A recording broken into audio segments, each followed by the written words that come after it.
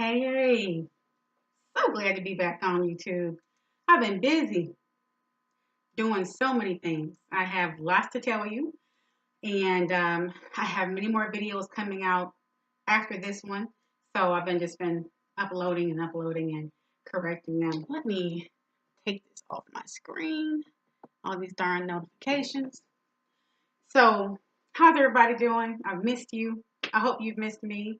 I see I have a few more subscribers. I'm so excited about that. I know it's a humble looking number, but it's a big thing to me. So thank you. Thank you for liking and sharing and subscribing.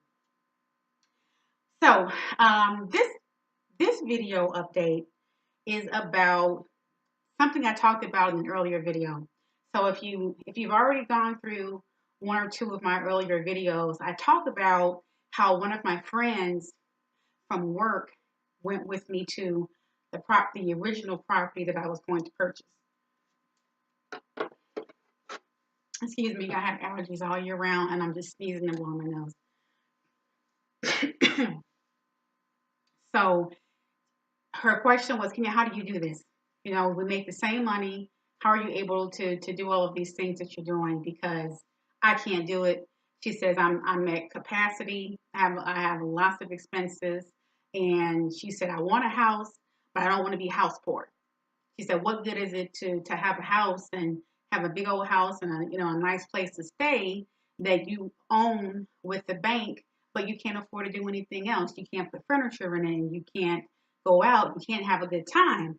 And I stopped her. I stopped her there because what I had found is that a lot of my, friends who watch me do this and acquaintances all have those same comments. And I even made those comments myself, before I started this journey. It was always, well, I don't want to be house poor, right? I don't, you have this big old house, but you can't put any furniture in it. And those situations do exist. There are people who have homes, even small, modest homes, and they can't do anything else but just live in the house. They sleep on the floor and they're eating ramen noodles and they don't do anything, right? So I addressed that head on though, and I gave my friend a different perspective from what she was telling me because I could tell that she had put herself in the mindset that this is not possible. You must be doing something else, Kenya. This is not normal. Everybody can do this. And I told her, you're wrong. You're wrong. I come from one of the most humble beginnings. Humble. And you have to look at your situation. Look at what your resources are in terms of people, family, ability, job, your earning potential, and tell yourself, what can I do to get that? Whatever that is. It's not a quick fix. It's not easy. It's not some pie in the sky dream. And I'm not going to sit here and tell you that if you think hard enough and wish for it enough, it's going to happen. I think all of those statements are really ridiculous. I really do. It's about being creative, being crafty, and figuring out what works for you and what sacrifices you're willing to make. And then after that, trying and trying and trying until you get it, because it's not always going to happen the first time. It depends on how badly you want it. All right. Excuse me. So I said, so what do you think is stopping you? Tell me. I said, tell me about your budget. What do you spend money on? What's your biggest expense? And she said, oh, I have normal expenses. I have normal living expenses. I don't do anything extravagant. And, I can barely afford my rent. I said, okay, stop right there. How much are you paying in rent? She said, I'm paying for a one bedroom. I can only afford $850 a month in a one bedroom. I said, okay, let's talk about that. Let's talk about what you're paying in rent, what you're paying in utilities, and what you're paying for everything else, because I'm looking at her and I know her from work. So I'm looking at her body and I can already tell where her money is going. And I can already tell how much more she can afford for a mortgage, insurance, property taxes, furniture. I can tell. It comes down again to priorities.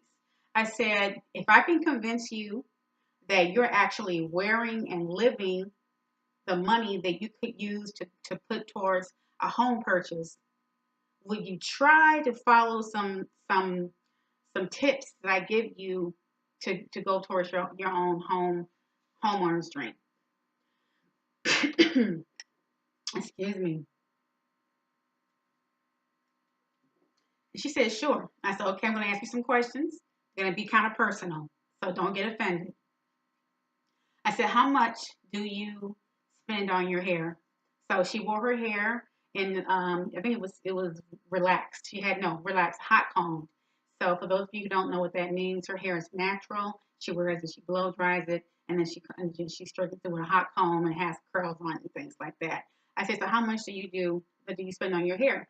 She said, well, my hair is natural. I don't know how to do it myself, so I go to the beautician once every 10 days to get it done. I said, how much does that cost? And she said, oh, about $65 for a wash and a set, deep condition. Sometimes I get it dyed. Sometimes I get it trimmed. The trim is $10. When she gets her hair dyed, it's an extra $15.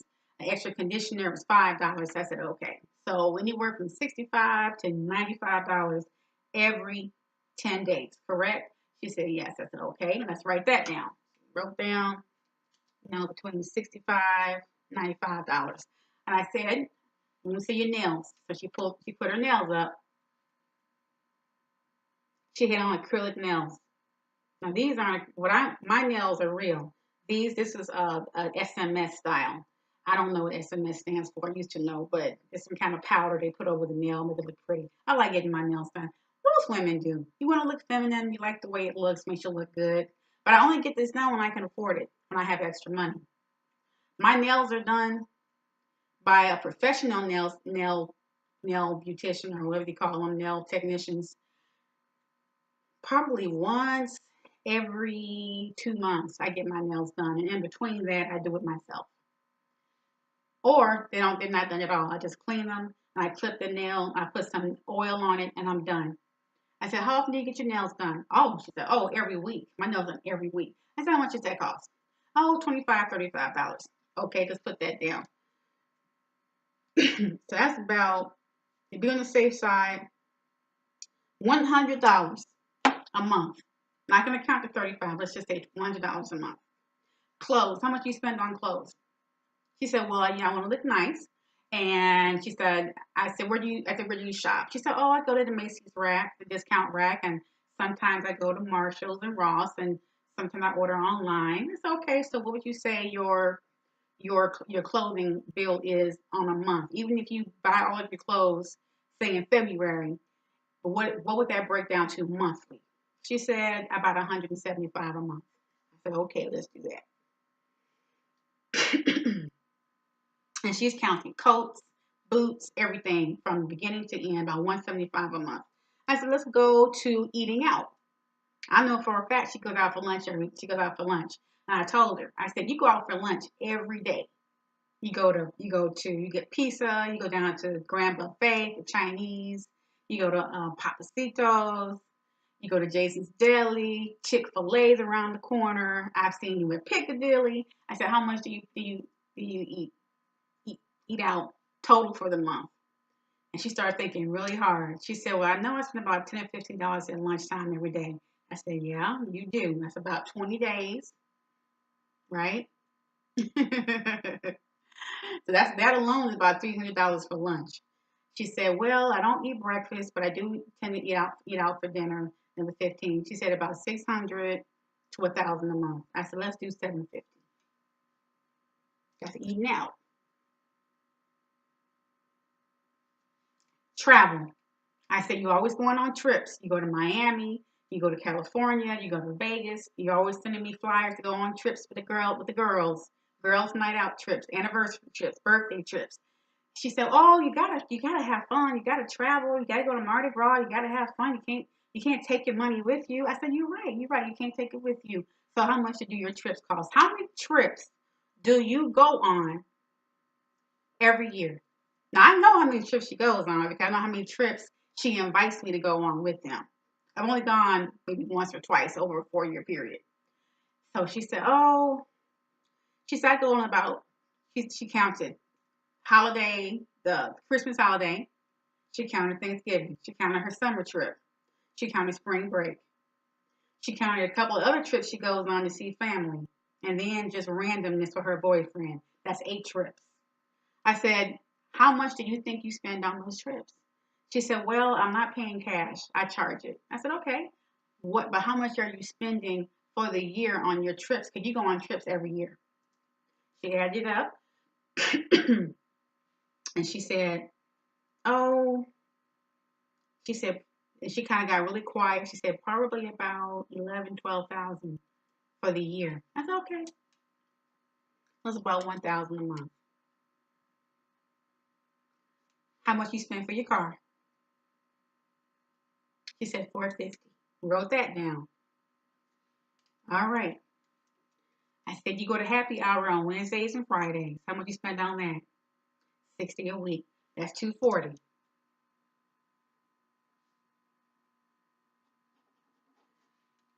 What kind of food do you buy? Oh, only organic. What's your food budget? Because you eat out all the time. So how much are you buying in groceries? She said, oh, about 300, 350. Okay. You put that down.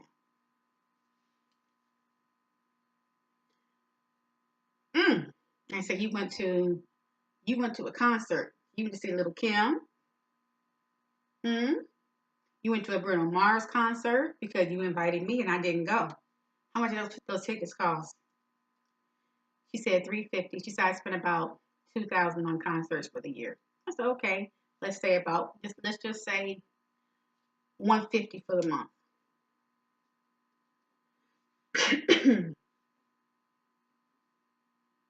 All right. So we added all of these things up, and I should have had this added before I even came on, y'all. I'm sorry. I'm just gonna roughly approximate about 2, 3, 4, 1150, 2,150, 2,500, 700, 8, 9, 12. About 30, about a little over 3,000, and I'm just roughly approximating because I didn't add this up, but a little over 3,000 a month. Right there. That's her house note. That's her mortgage. That's her insurance. That's furniture. And you can still go out. So when I added up how much she was spending on a monthly basis, I said, you make what I make. Because we're the same. We're the same. I said, I think you make what I make. I don't want to be in your business. But after taxes, you're single, no children. I'm single, no children. So I know what the tax rate is. You're not bringing home this much every 2 weeks. So something tells me you're living off of credit. Am I correct? She said, yeah, you're always going to have credit cards. She said, my mom and my dad told me you're always going to have credit cards. You're just going to die with credit cards. I said, do you have any student loans? She said, oh, I do. She said, but they're in deferment. I said, if they weren't in deferment, how much do you have in student loans? She said, 35,000. I put that down there because at some point, that deferment is going to lift. So when we added all of these expenses up, I said to her, you can afford a house. You can afford a house. You can actually afford a house on a 15-year note to pay it off sooner. You can afford to have furniture in your house. You can afford to eat well and be comfortable and not be in debt. I said, your issue is that you are prioritizing your money in areas that don't have any value for the long term. That's all. That's all it is. I said, you can't tell me you don't. I said, based on what we've said, what I see, you would not be house poor. I said, you would be house poor if you kept living like this. But if you were to think about money differently and about how it can be used as a tool for you to have some independence and some freedom, you would not think that you could not buy a home and that you would be house poor if you purchased that home. I said, not based on what I'm seeing here. And she said, well, how can I cut this out? She said, this is my life. I said, exactly. This is your life. So you have to start reprioritizing what your life is supposed to look like. I said, because right now you're young. She was about 10 years younger than I was. I said, right now you're young. You have plenty of energy. And I thought about it as I was talking to her. I said, I'm starting to sound like my old supervisor, Judith. because she said the same thing to me. And I said the exact same words. I said, in about 10, 20 years, you are not going to have the energy to do the things that you're doing now. You are not going to want to work as hard, and you're going to have other interests. But you're forfeiting your future with the way you're living right now. I said, you're not even giving anything to your retirement, are you? She said, nope. I said, our company has matching. You're not even putting anything into retirement. I said, you're 38. You don't have any retirement. You have student loans and deferment, and your lifestyle is that of someone, who's just footloose and fancy free, not thinking about the future. I said, I can tell you right now, you can cut out to have plenty of money for a down payment and for a decent house note that would be comfortable for you to build your financial wealth. I said, your hair, I said it's 65.95 every 10 days. I would probably cut that down to just the basics. Just the 65, cut out the hair dye, do your own conditioning. If you can't do your own hair, I understand. Sometimes natural hair can be difficult. I understand that. But I would cut out all the extras, all the extra hair dye, all the extra conditioner, bring your own conditioner, whatever that is. If you have to, wash your hair at home and come and tell them all you're going to do is style it.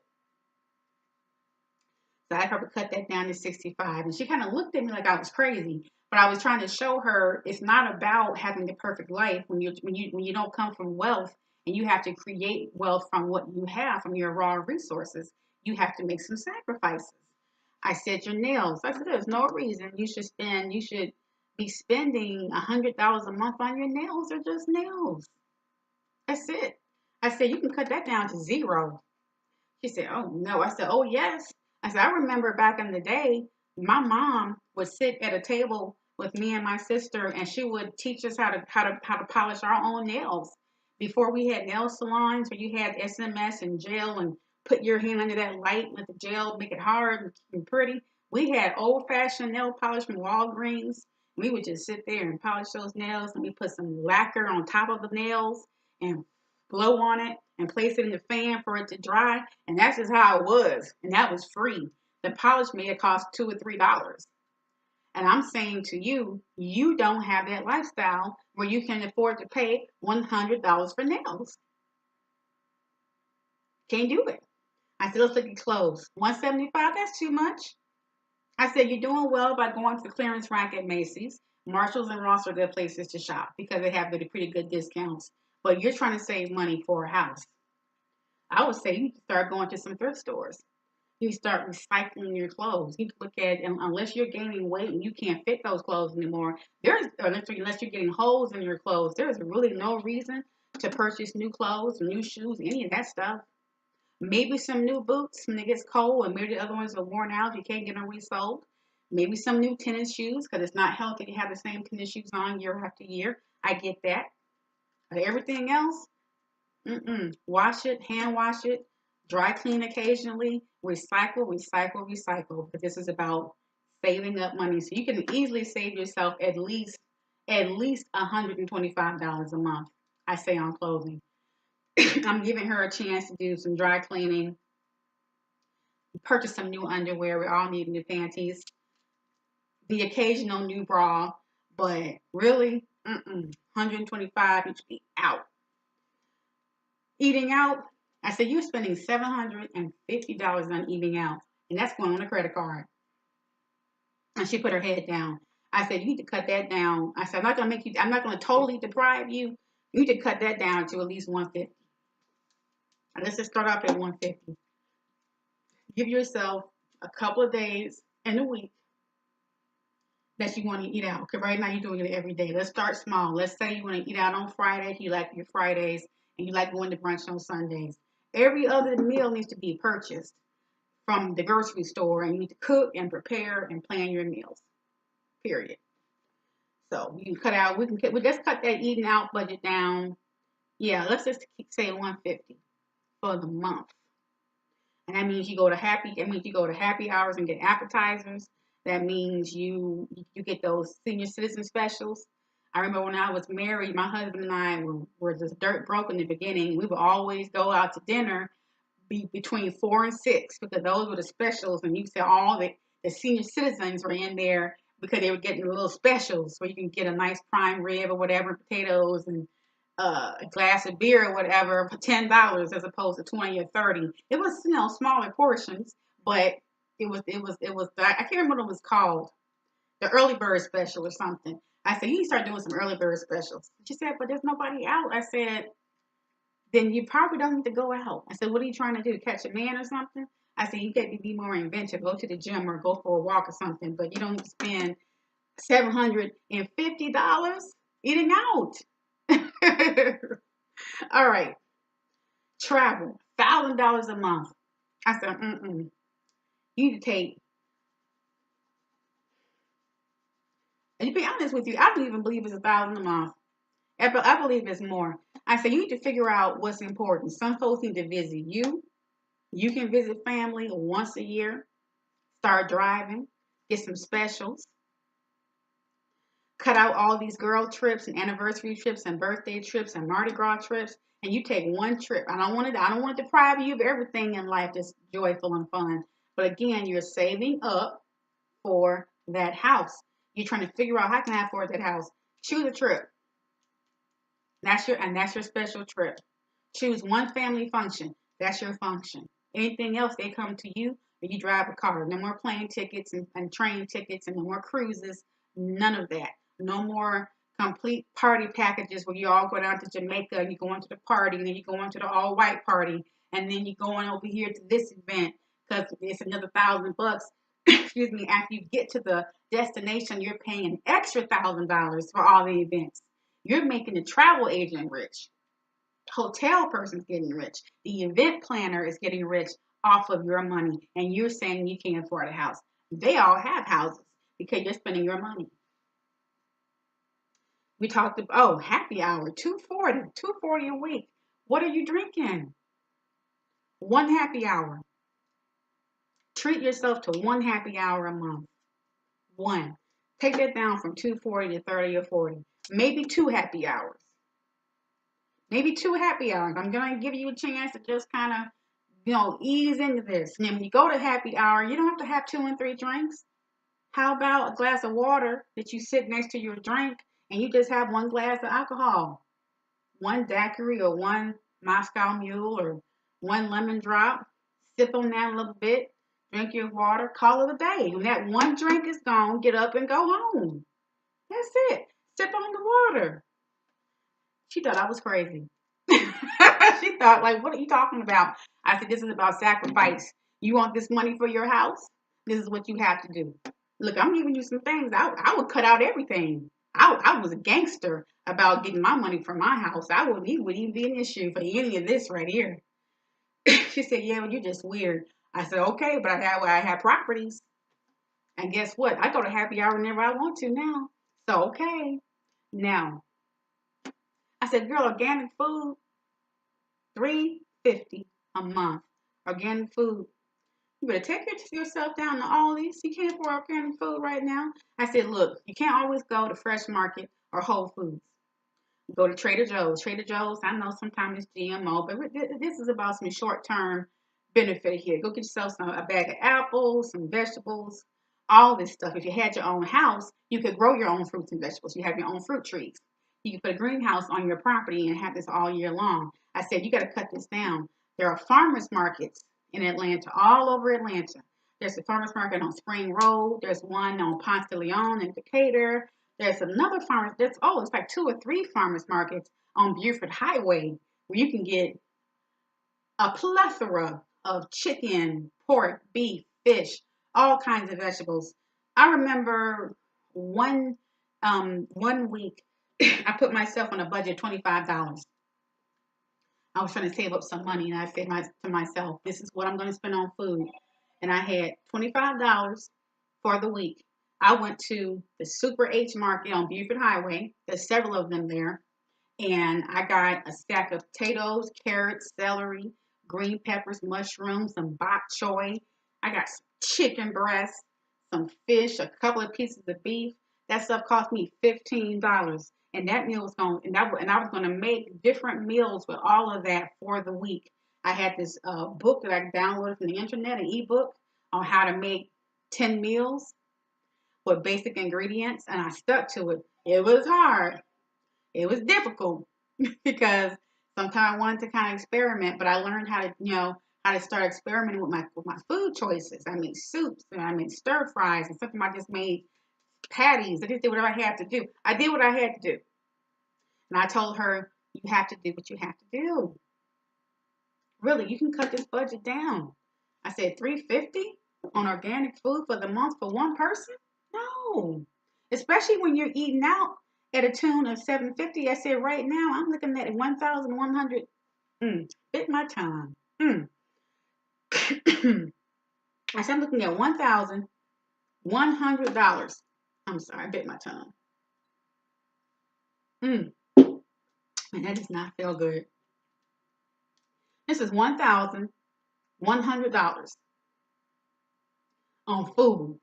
I don't want to hear it. Okay, for one person. You don't even have children. I said my mom could feed us for 2 months on that amount. There were 5 of us in the household. What are you doing? All right. Concerts, $11.50 a month. That's a no-brainer. Don't make Beyonce and Bruno Mars rich. They got their money. What are you talking about? You don't have to go to the concert. Pick one concert. Pick one concert, one singer. Everybody else see them on Netflix or when it comes on PBS. No. That's just no on that. So we're going down, and I told her, you have more than enough money to get a home and not be house poor. I said, this is about priorities. So I referred her to some books. And I know this is getting long. We're at 27-minute mark here. I referred her to some books to read. I said, before you start this process, I want you to read some books. I want you to start renewing your mind and start thinking about money differently. I want you to look at where you want to be in 10 years, how you want your life to be, how you want it to look. She made the comment, well, I'm going to be married and my husband will help. I said, what good are you to a man if all you know how to do is spend money? I said, most men who work hard for their money want a woman who can help manage the money that he brings in. He's not going to make all that money for you to go out there and spend it. He wants to know you know how to invest it. While he's out there earning it, help him, not spend it. She said, well, I'm the kind of man for which that won't be a problem. I said, but you're 38. I'm just saying, normally those kind of men pick women from a younger age group. I just say, I don't know what you're doing. If you're doing all of these things to find that man, it didn't work. So maybe you need to start looking at doing some things to help yourself while you're waiting for the man. I'm not saying it's not going to come, but that's a whole different video. So I suggest you start thinking about this very seriously. I said, but I don't want to hear it. Don't ever tell me that, I'm special or I'm different or, I have some kind of secret magical power that a fairy just flew in and gave me powers to buy houses. That's not how it works. I made sacrifices and you can too. But you're already telling me that you prioritize your money to things that have no value for the long term. So I referred some books to her. And as I told you in one of my first videos, the books that I read, my very first books that I read, I referred her to The Richest Man in Babylon, The Millionaire Next Door, The Rich Man, Poor Man series, and what was the other one? Oh, Victory Over Death by Larry Burkett. And I have like 10 other books that I read over the years. I'm going to, in another video, I'll pull those books out. Excuse me. And explain those books to you. But there's all sorts of books. I mean, they're all saying the same thing pretty much in different ways. It depends on what it takes for you to understand how you should think about money. So I was telling her I'm not rich. I'm not. I just made a decision that I want to live differently. I want to have a little more freedom in my time, a lot more freedom. And, I was married before. It didn't work out. And it was after I got divorced from my husband when I realized just how much on my own I was. And I had to kind of tighten myself up then. And I haven't remarried yet. I've had several opportunities to remarry, but I didn't. And then that's another video for several reasons. But I made sure that no matter what I did, I was able to take care of myself. And I said, I think most people, but especially women, need to understand how to do this. So that was our talk. She thought about what I said. Like near the end of that conversation, she had all of her flippancy had died down, and she was actually thinking about it like very carefully and very deeply what I was telling her she needed to do and what that would look like. And I remember one of her comments when she said I just don't know. It just seems so painful. I say, but think about how it's going to feel. And then, and I couldn't give her any easy way out. I said, think about how it's going to feel when and or if you lose your job and you have no one to fall back on, and you need to get medical care, or you need to take care of a bill, you need to pay for your housing. How is that going to feel? That's even more painful. I said, right now, when you have all of your youth and all of your health, this is the time to make those plans. So I'm going to keep you updated on that. She actually wants me to work with her and teach her some things. So we're going to go over a more detailed budget. I told her to spend the next month living her life as she normally does, and to keep all of her receipts, bring her checkbook statements, and we're going to sit down and look at where all the fat is in her budget, and get her on a plan to pay off her credit card debt and to start paying down that student loan so she can prepare to get that house. All right. I hope that helped. And I'm going to go to the next video where I'm going to talk about what I did to get money to earn money for my home and land purchase. All right.